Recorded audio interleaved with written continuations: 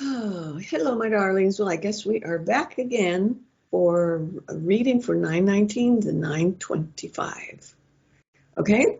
And last time that we were on, we talked a little bit about numerology. And so I want to share some information with you guys. All right? So hopefully we'll maybe hit a couple of cards at the end. But in the meantime, we're going to talk about what the numbers might mean for you.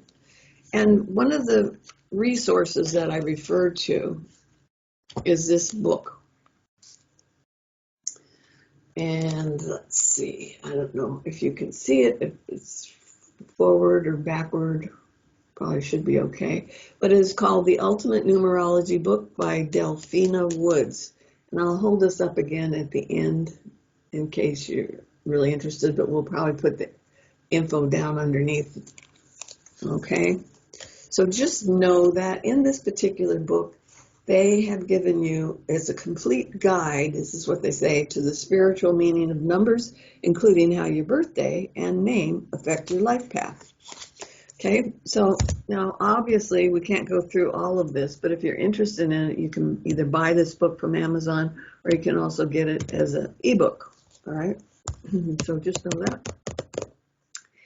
So what we're going to talk about first is what I would call the life path, and letting our birthday reflect what life path number we have individually, okay? Now, if I just take it straight up, I'm going to use the example that they use in the book, just so things don't get too confusing. But quite frankly, to determine the life path of this particular person is for December 14th, 1979. Okay, December 14th, 1979. So it's not about the names. The names, you have to have a chart where you can refer to what your letters are, yada, yada, yada. Okay, this one we're just dealing with the numbers for your birthday. And whose ever birthday this is, we'll take a look at it. What you want to do is break it down into certain little categories and then add those categories up. So if we take December, first of all, and break it down into a 12, okay? So everybody knows, especially in the US, we're using 1, 2 for the indication of 12. So we're going to add the first digit to the second digit and we come up with 3. So for December, we've got a number 3. Then we go to 14 and break it down into 2 parts, 1 plus 4, and we end up with a 5 for that particular number, okay? And then we break down 1979, 1 plus 9 plus 7 plus 9. And if we add those all together, we end up with 26. Well, we're still not done because we have a 26. Sorry. Hang on. I'm trying to put my finger right where it is. So we add those up. We've got 2 plus 6, and we end up with an 8 because we want to try and get this down. At this time, we want it to be down to a single digit. Okay. So then we take all of these single digits and we add the 3 plus 5 plus the 8, and we end up with 16. Okay. We're still not down to a single digit yet, and so if we add the 1 and the 6, we end up with a 7. So now all of these end numbers here are important for us to figure out where the life path is headed, right? So if we break this down again, we add 3 plus 5 plus 8 equals 16. 1 plus 6 equals 7. Your life path is a 7. Okay, so we've taken all of these numbers and added them sequentially.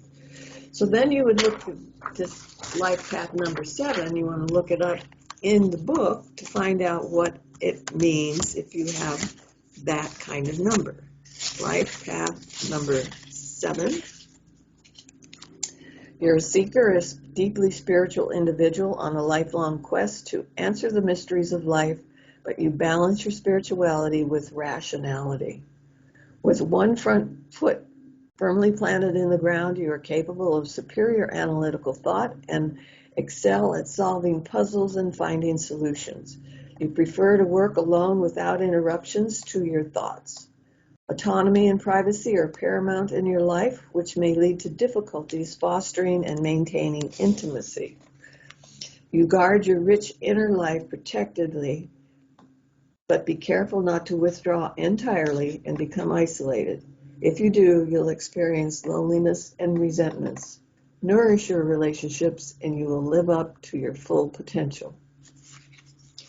So we've got the explanation for what that life path number 7 means, but they give you not only the positive, but they give you a little bit of the negative to look for too, right? So all of those things can categorize you if you have a life path number 7. Now, one of the things that I did not mention is what they call master numbers. You've been hearing a lot about master stuff. And in this one, it's life path for a different birth date, January 4th, 1995. So if we do the same thing, same kind of a breakdown, January is a 1, we leave it, right? And then if we look at the 4, we leave it. Okay, so we've got 2 extra numbers over there. Then we add the 1995 together, and we end up with all of those numbers adding up to 24. 2 plus 4 makes 6. So if we look at all of these numbers on the end and add them together, we've got a 1 plus a 4 plus a 6. So we've got 5, 6, 11. Now this 11 is a unique number. Double numbers like 11, 22, 33. Those are all what they call master numbers. And so these are actually power numbers that you do not want to reduce down to a single digit. So you'll stop right here and you'll look up what it means to have a master number of 11 in your chart. Okay? So we've got a variation on that as well. Now, just briefly, let's see if we've got 11 here. Yeah. This book refers to master numbers of 11, 22, and 33. I have heard of another book that even includes more. But if we do 11, with a life path master number of 11, the master dreamer. Your journey in life holds incredible potential, but comes with elevated challenges. A highly intuitive person. So this is speaking about your psychic ability. So it's even talking about that, not just logical stuff. All right. So this is just 2 examples. There are just a plethora of different options that are in this book. You could even go back to this one and carry it just a little farther. How your birthday influences, uncovering secrets of your name, karmic influences, numerological cycles, arcs in your personal story. It's just 8 different chapters that you can make references to. One of the chapters is on challenges to your life path.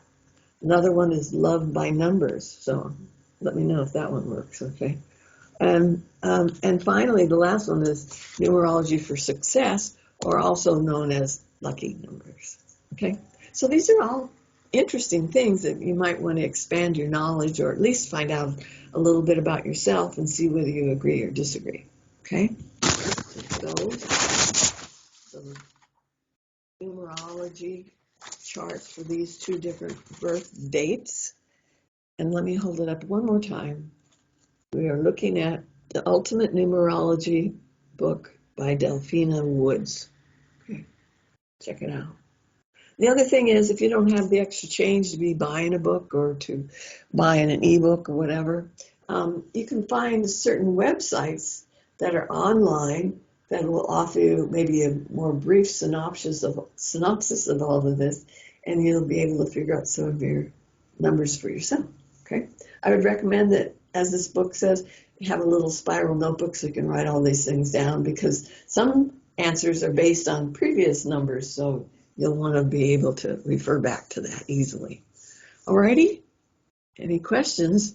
Let me know in the in the menu bar below, okay? So let me just grab real quick and we'll take a couple cards from each one of my decks. And I hope you enjoyed that little bit about numerology. I used to go to the Renaissance Fair a long time ago when it was down in, where was it? West of LA, in Agoura Hills. And there was a lady that did numerology, and she had a hawker who would sing. And honestly, since the fair moved farther inland, I have never seen this kind of a hawker. But she would make up her own songs to numerology, and she always caught my attention, and I would get readings from her. No idea what they were now, but immaterial. It was such a charming thing, and they were so dedicated to what they were doing. So this was a really nice thing. Oh, hey, how about this? Talk about nice. I might stop just with these, because what did I get first? I'm getting the 10 of cups. 10 of coins. And what is this all about? 10 of coins. Grabbed the wrong one. This is the 10 of coins, and that's about money. That's a reward money. That's money coming together. This is about finalizing a plan and getting the payoff. This is about the money that shows up from community effort as well. So think about what you could be doing this week that is going to increase your ability to bring more money in. Okay, because it looks to me like it's easily done. It's got a nice little rainbow in there, so there's a promise of even more. So it's a great card for that. This is the Harvest card, and it's right next to it. And then what does it say? It says, don't be afraid of having to work for it, because if you do, you're going to get paid richly.